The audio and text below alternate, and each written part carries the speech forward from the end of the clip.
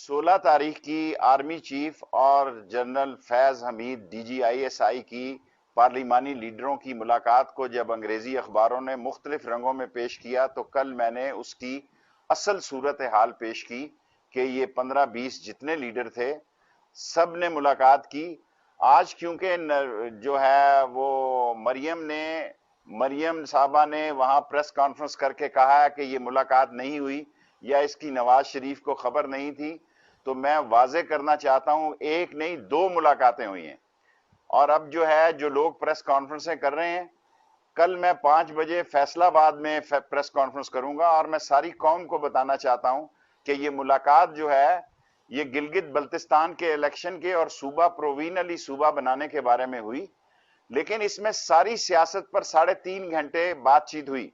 اور جو کچھ عرصہ پہلے ملاقات ہوئی اس میں 5.5 گھنٹے ملاقات ہوئی۔ وہ ڈنر تھا، یہ سلاد اور چائے تھی۔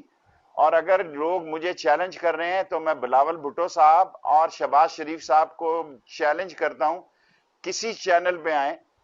کسی چینل پر آئیں، میں یہ پروف پیش کر سکتا ہوں کہ دونوں لیڈران کی ملاقاتیں ہوئی اور سب لیڈر وہاں موجود تھے۔ اگر نواز شریف کو اس کا نہیں خبر تو میں اس کا ذمہ دار نہیں ہوں۔ یقیناً جو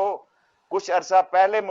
پہلی ملاقات ہوئی اس کا بھی نواز شریف کو پتہ نہیں ہوگا، اور یہ میں پہلے ہی کہہ چکا ہوں کہ دسمبر جنوری میں نون سے شین لیگ نکلے گی اور ان پارٹی میں اختلافات ہو گئے۔ ان کا ایجنڈا صرف یہ ہے کہ مارچ میں ہونے والے سینٹ کے انتخابات جس میں تحریک انصاف اکثریت لے گی اس کو سبوٹاج کیا جائے، جو یہ کبھی کامیاب نہیں ہوں گے۔ آج جو یہ پریس کانفرنس کریں گے، کل میں 5 بجے فیصلہ آباد میں اس کا جواب دوں گا۔